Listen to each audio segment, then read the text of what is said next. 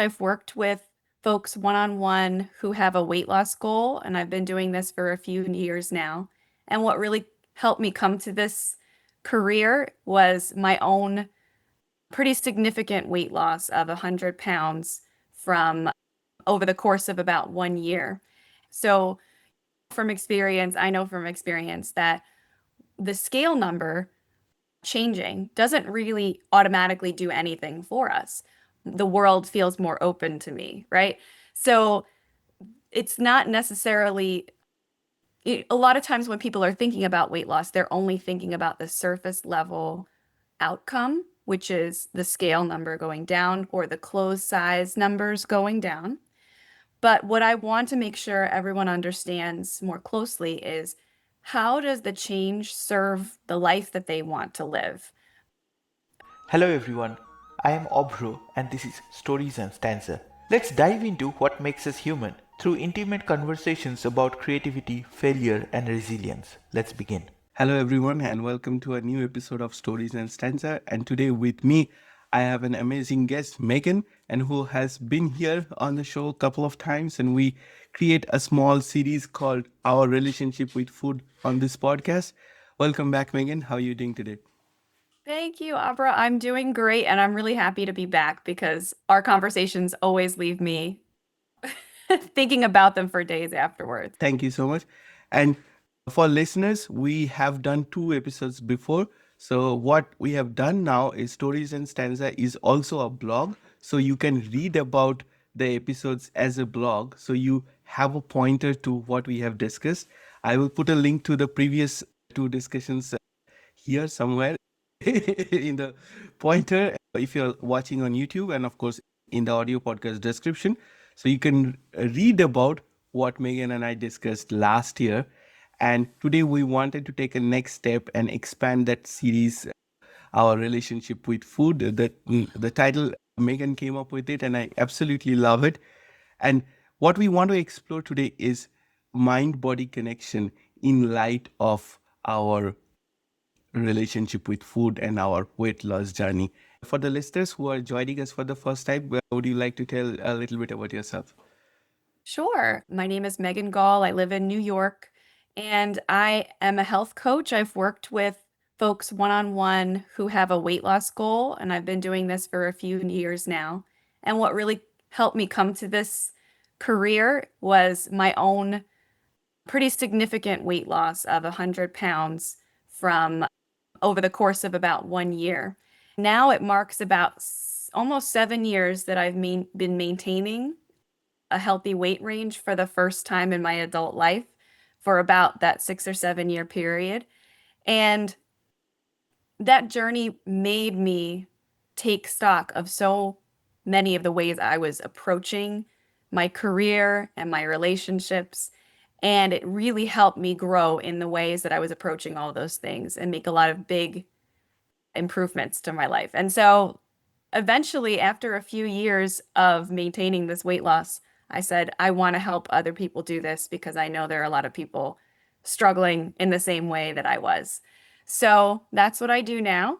And I was connected with you, Abra, because I learned about your Fail With Me series. And it really spoke to me because even if you hear a success story, what we see as a success story, there are so many small failures in it, or sometimes big failures, that are really valuable to hear for anyone who's stuck in the middle of their success. So that's what brought me to you. Wonderful. And for our listeners, the reason why I call this Fail With Me is that when you try to see any kind of motivational series, it just says that there are these 10 steps to success. But life is not all about success. It's about understanding what our failures are telling us. And that was the motivation behind the series. And today we have a very interesting topic to explore with Megan, which is the mind body connection. Why I am bringing this up, it started from a beautiful message that I came across from one of my favorite writers and a speaker on this subject. Her name is Lisa Feldman Barrett, and I'm sure you have heard about the book called How Emotions Are Made. So I got a very beautiful quote there is that our mind feels all the emotions, but our body keeps the score. So if we are not feeling well, that means there are signals from all over our body which is telling us something.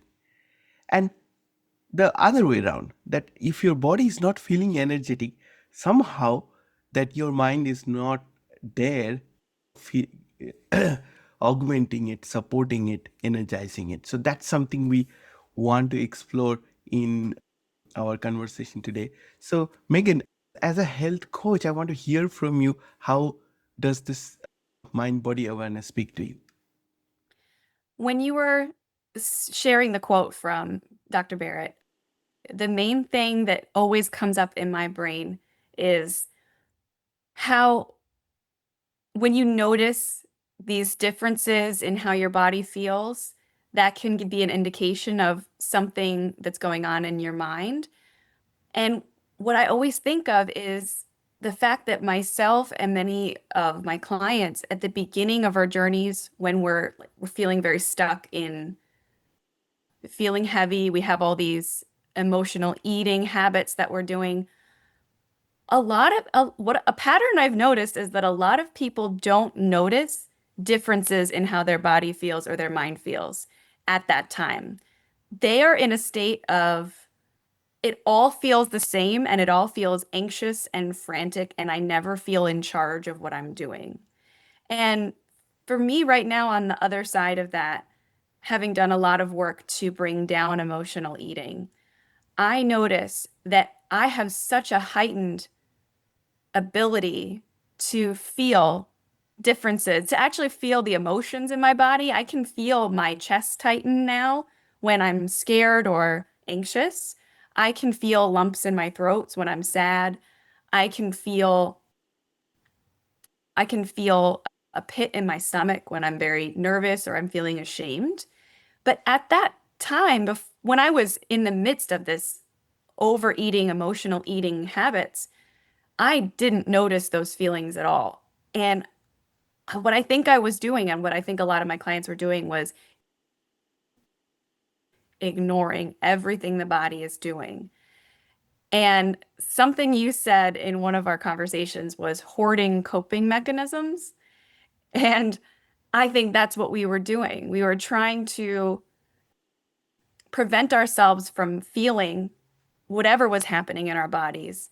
And our main coping mechanism became, well, let me eat. Because when I'm eating, I don't feel uncomfortable. I feel great. I feel like that's a delicious taste, or I don't have to think about my problems or how uncomfortable I am. So that's what comes up for me in my brain when you say that.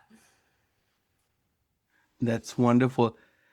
For our listeners, I would like to say that I did a little bit of weight loss journey myself, which is close to about 20 plus kilos, which should be around what? Congratulations. Around 50-ish, 45 to 50. Yeah. And I can say this today very confidently that I don't feel the same way when I started. Now I understand myself a lot better with a lot of clarity. And that is something we are exploring today. It's such a interesting subject to understand that one healing is not possible without the other. A lot of times we see that people have a weight loss goal, but they do not succeed, or they want to work towards something and then they give up. They think that the strategy is wrong. But I guess rethinking is needed. You have worked with so many people with this and share such valuable insights with people. You run your sessions, and of course, I encourage our viewers to follow Megan's sessions. If the time zone permits. Uh, one of the things before going into more details is that we are talking about the mind body connection. How do you see this from a strategy point of view? Like you are telling someone that you need to follow this, or this is what would work best for you. But a lot of times people do not strategize well.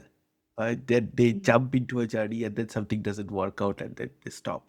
So, how do you recommend that we look at our weight loss journey objectively? And I'm saying that not to drastically reduce weight or anything, to maintain a healthy weight. So the question is, how do I help people look at it Strategize. Yeah. Yeah. strategically? Yeah, I love Yeah. that. So one important thing I do with almost everyone is we do an exercise at the beginning to understand, well, get under the surface of what they're looking to achieve. So from experience, I know from experience that the scale number changing doesn't really automatically do anything for us. But what we notice is our experience is different at different weights. So one client might mention, like, I am now able to take a flight anywhere easily, and I don't have to ask for a seatbelt extender. I can simply just use the comfortable chair they have, and I don't have to make accommodations for myself. The world feels more open to me, right? So it's not necessarily a lot of times when people are thinking about weight loss, they're only thinking about the surface level outcome, which is the scale number going down or the clothes size numbers going down. But what I want to make sure everyone understands more closely is, how does the change serve the life that they want to live? For clients who love the environment, sometimes their motivation is, I want to enjoy nature more and get out and feel better on my walks. I want to hike further. I want to volunteer to clean up the trails. Like, there are so many more powerful motivations to change consistently when you get in touch with those reasons to change that are under the surface level, that are actually meaningful to you. So that's one big strategy I employ. We look at the deeper reasons for the person to change. And if once you have that, you can then connect each hard action that you do. Like, I didn't want to get up and prepare a healthy breakfast, but now you can connect. Well, this is a helpful action for me to take because I value the environment. I want to feel healthy enough to enjoy the outdoors and nature. So it is crazy how much easier those daily actions are to support your weight loss when you have a deeper reason to change. So that's one big thing I do with everyone. And so everyone has, it looks different for every single person, but it helps them get more connected between their weight loss actions that they're doing with their body and their reason in their mind for doing those actions. Thank you for sharing that. We did a fantastic episode on understanding the data points of weight loss. I encourage anyone who is curious to go back and understand the stats that Megan shared in that episode. So that's one of the fantastic discussions we have had. So to dive a little bit deeper into this, I wanted to bring in something that I have learned from some of my guests. I recently interviewed a journaling coach, and he taught me something very interesting, that when we are journaling, most of the times we journal just at a superficial level or more at an event level. But when we feel something, when we observe something, and if we try to get a little bit deeper, that ask these questions why, then we understand our true patterns and we can recover from that. I wanted to overlay that in our conversation in this weight loss sort of journey, because I have done that question to myself, as in, I am eating this, I like to eat this, and I applied this to some of my favorite foods, that I like to eat this, I like the taste of it, I like the feeling of it. But do I really need that?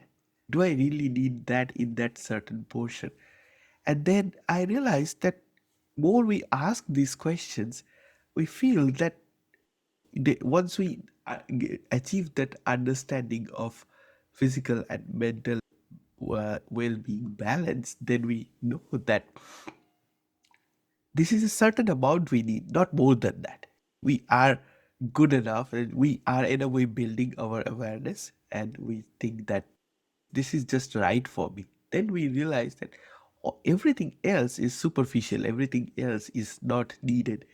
And this is probably easier said than done. This is something that has to be experienced in the first hand, that someone who has gone through a weight loss journey, and then they can probably relate to it a little bit better. But as a coach, how do you say that can we get into these habits? Can we do this kind of self check-ins, and can we build in like better habits and gradually work towards our goal? That is such a great question. And the way you explained how you ask yourself that question when you said, do I really need this? That actually puts a pin right in what I would say is the strategy to help someone get more in the habit of listening to what their body really wants rather than the old portions that they used to have. So this is what I really like to do to help people. And I guess I'll say specifically, the reason I like the way you worded the question is because it is a question. Normally, if you've ever experienced your brain doing this kind of thing where it says, you shouldn't have that. We should put that down now. We should put that back in the pantry. You really should get out for a walk. You should get off your phone. You should go do your work. All of those are what our brain normally does when it's trying to get us to hit a goal, right? It's you should do this. It really reminds me of a parent that is very impatient with their child. But the question that you asked was, do I need this? And it was a genuine question that you asked to yourself. And I think all of us can remember a time when an adult talked to, when we were a child and an adult talked to us like that in a respectful way and in a curious way. Like, what do you think about that? We felt respected and we felt like we really wanted to behave ourselves, right? We wanted to do the right thing when someone treated us that way. So that's what I recommend my clients do when they're pursuing a change in their food behavior. Instead of saying you should or making a very rigid plan for the day, like let's say they write down grilled chicken and broccoli for dinner, a protein shake for lunch, and oatmeal for breakfast, no snacks, no alcohol. Instead of saying that, and then all day their brain says, well, you said you weren't going to have cookies, so put the cookies down. Well, you said you should have grilled chicken, so stop ordering the pizza. Instead of that, what I really like to have clients do is write a generous plan that allows them to ask the kind questions. So, for example, I wrote down in my plan today, I wrote two alcoholic drinks, a chocolate treat, and what else did I write down?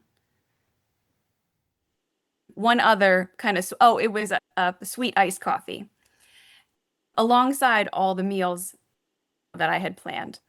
And every time I came across the time in the day when I would normally have that iced coffee, I got to ask myself, would I like the iced coffee or am I willing to skip it today? It was a question rather than you should not have the iced coffee. And what that has done is allowed me to overall, I'm usually going to choose the choice that is great for my long-term health. Like, I know I can have the iced coffee anytime with the milk and the sugar, but I don't need it today. I'm willing to wait till tomorrow to have it, and then I'll ask myself again. It really helps you connect again with some kind of calm sense of, well, if I didn't have to say no, I'm now free to choose. So what would I like to choose? So I really like the way you asked the question, do I need this? Fantastic. And once I understood that I could switch that perspective, and instead of asking, no, don't do this, that what we just explained, that do I really need this? What made me think about it is sometimes my wife says this or my daughter says this, that I go to clean the house, this looks dirty, and this I'm going to sort things out. When I do that, I often find things that I don't need, Mhm. and then we are hoarding. In a way, if we look at our own health, then also we are holding a lot of things which we don't need. Like Mhm. it's not needed for us. That's how I created that question, that do I need this? Do I need this? It's the Marie Kondo style of like, Yeah. does this spark joy? I Yes. And going back to some of the things that I learned from Dr. Barrett's book and the podcast as well, that we get all these signals from our body, and then our mind is interpreting them as emotions or labeling them as good feeling, bad feeling, etc. So a lot of times we get these signals from our body, but we don't know. It's like we do not understand them. As a coach, how do you look at that? And I will share my own experience as well. Like when I had that unhealthy situation, I was not sleeping very well, I was not digesting very well, and I was angry and upset from most of the things around me. And now, back then I used to think that I was blaming everything around me, but now I feel very differently. As in, something, even if something unfortunate happens, something negative happens, and I'm just curious as to what happened. What does this mean? And I'm sure I can go around that. So I'm never upset or never angry. And I sleep so much better than I used to before I had my weight loss. So I think in different ways, my body gave me signals that you are not at an optimum level and you need to take care of this. And I was ignoring those signs and I was not feeling well. And since we are exploring the mind body awareness, I want to hear from you as a coach that how do you think about this? How do you feel about this? And how do you work with people around that? well, I think we talked a little bit at the beginning, but you mentioned how do we interpret what the body is telling us? How do we tell?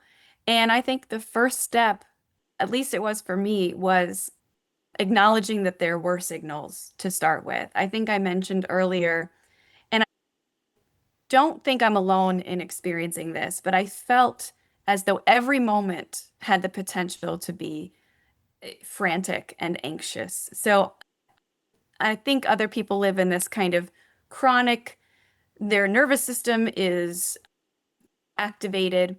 And there's a lot of reasons that could happen. For some people, it's feeling having some traumas in their childhood, always feeling unsafe, or feeling like they're about to be rejected by people in relationships or by their work. So there's a lot of reasons behind that. But what that state does is it's so uncomfortable to be that nervous all the time, is that your body starts to, or your brain starts to say, I'm not going to listen to my body because it's very uncomfortable in there. it's, it's it's always telling me there's something wrong. And so the brain kind of learns to ignore and just go on an autopilot. For me, it was someone tells me at work to do something, I do it, no questions. I have to make sure it's perfect. I see food, I eat it immediately. Like it's not something that I have to question. It looks good, I'm going to eat it. It was a lot of autopilot. So the way that I started to notice signals in my body was, for me personally, I began to do short guided meditations. And if it wasn't a guided meditation, then it was a short breathing practice, maybe just 5 minutes each morning.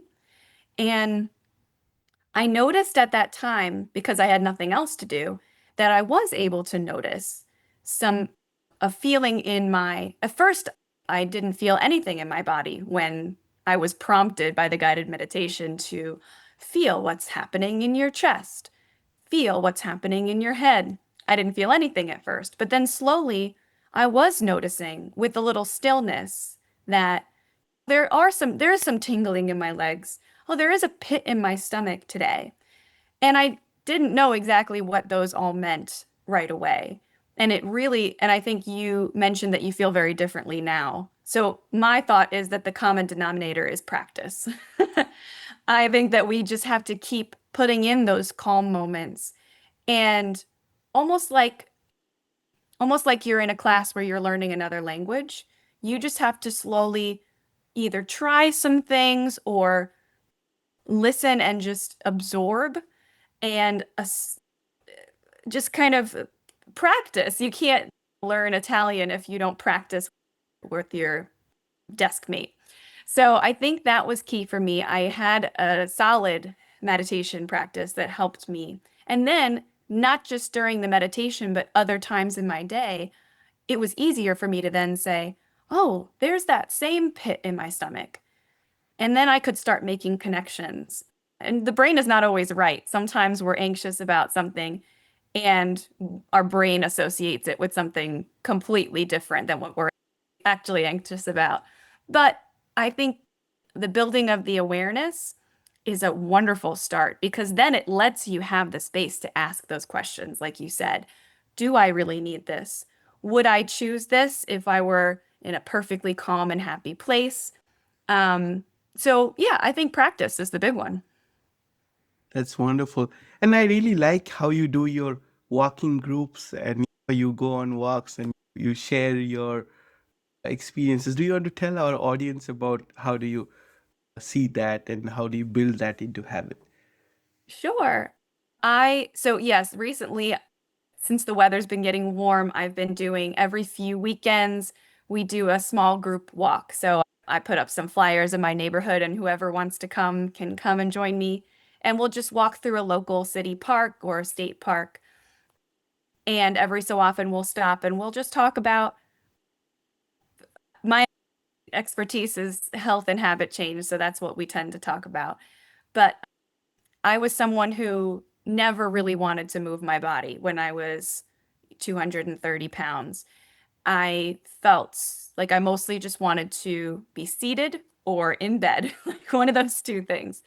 And I think part of it was me cutting off connection with my body, like we were talking about.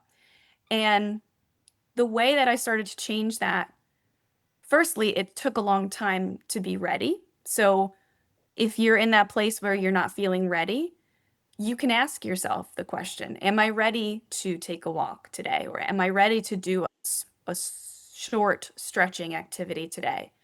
And remember that the answer can be no. You don't have to be ready right now. So that was helpful for me to know. I didn't have to start it all at once. But then when I was ready, I started with very short walks around my neighborhood, and they sometimes were 15 minutes.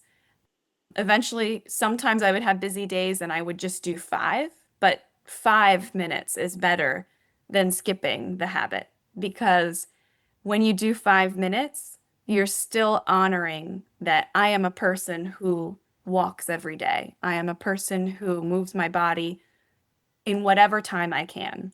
So I think a good way to keep your walking consistent if you're new to it is have a minimum walk. So even if it's just one time around a block or down the street and back again for 5 minutes, whatever it is for you, define that minimum. You can write it down somewhere. but honor it on the days where you're not feeling wonderful. And then you find that your consistency is so much better than it used to be.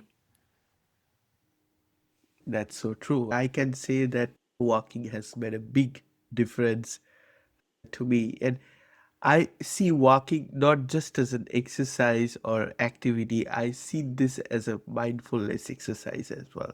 That Mhm. you take that time away from your schedule and then you are purely focused on your thoughts, and then you can just ask some of the questions to yourself, and then you make sure that you are aligned with what you want to do. Yeah, that's another wonderful thing that soon became apparent when I started walking every day. I soon noticed that I was calmer in my everyday life. And part of it was me realizing that as an introvert, I really do love having time by myself outside.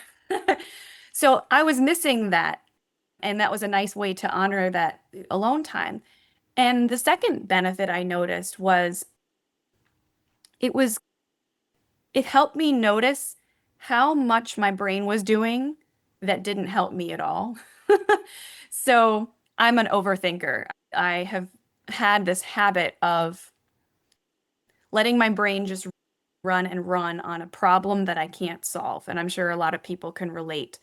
But once I heard another coach say, just notice how many times, how often your brain is in the future or in the past, as opposed to in the present. And that means how often your brain is thinking about the next few hours or what you have to do before you go to bed or what you have to get for a gift for someone before next month comes, or in the past, which is, I wish I hadn't said that in that conversation, or I wish that boyfriend had stayed with me 2 years ago. But once I heard the coach say that, I noticed it during a walk. And I swear, I was only thinking about the present maybe like 3% of the time. Every other moment, my brain was in the future or in the past, rather than thinking about the walk at that moment and what I wanted to get out of the walk and enjoying the bird sounds around me and noticing flowers or neighbors' yards or what was pleasant about the walk or even what was unpleasant about the walk. I wasn't even present. And I'm sure that a lot of your guests and a lot of experts you've talked to have talked about the importance of being present when you're trying to connect your body and your mind.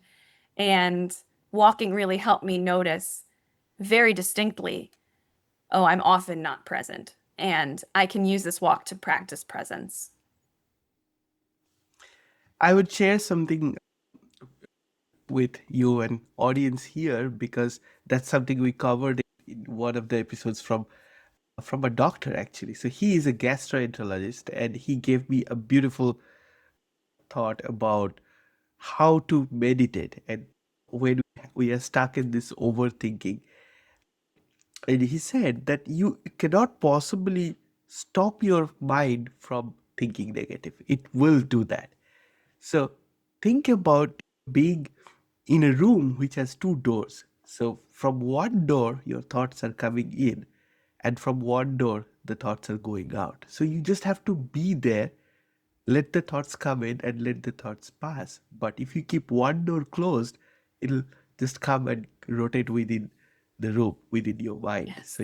you cannot let that happen. And I feel walking gives me that semblance like it. I have my thoughts, but they come and go. So they are not getting stuck with me. Um, Wonderful. Thank you so much for sharing your walking practice. I'm sure that it would help people build in some good routines, let's say. Coming back to what we started, and of course, it goes back to our theme of fail with me that we sometimes fail and then we just give up and things like that. But we are also talking about anchoring our emotions with journaling and planning, etc. so that we make sure that, okay, it's okay to fail at one moment, but we keep focused towards what we want to achieve. And what are some of your thoughts around that? Like how we can maybe do this check-ins or journaling to make sure that, okay, we have failed, but we are not losing sight of the bigger goal in front of us.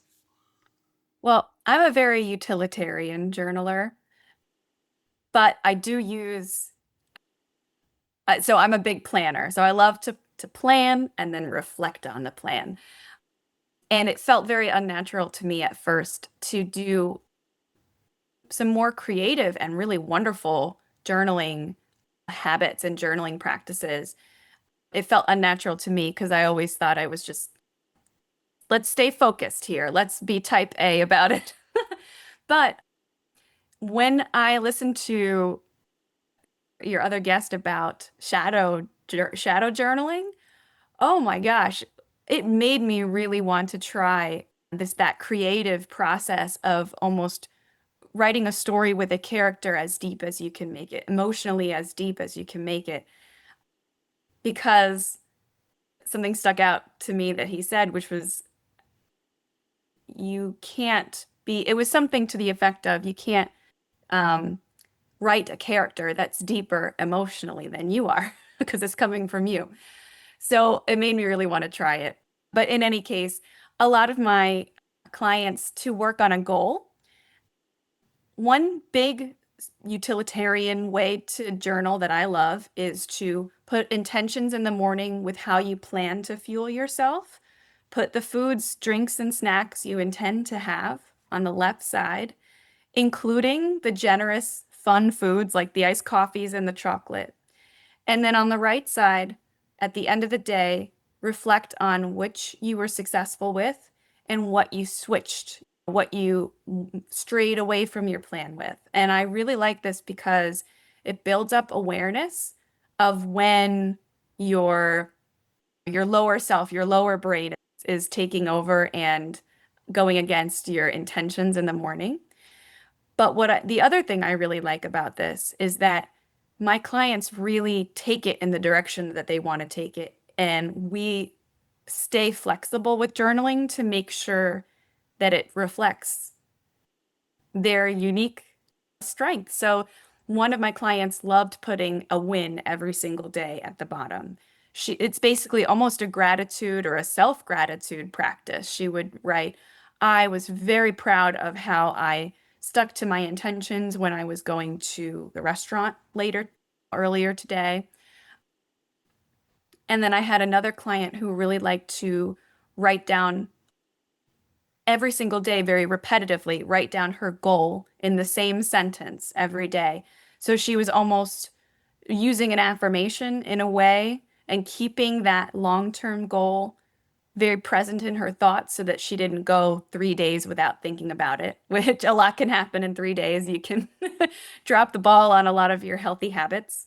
So I think that those you can use journaling very strategically in a utilitarian way, but you can also add very creative ways to get a little bit deeper and remind yourself of why you're doing what you're doing.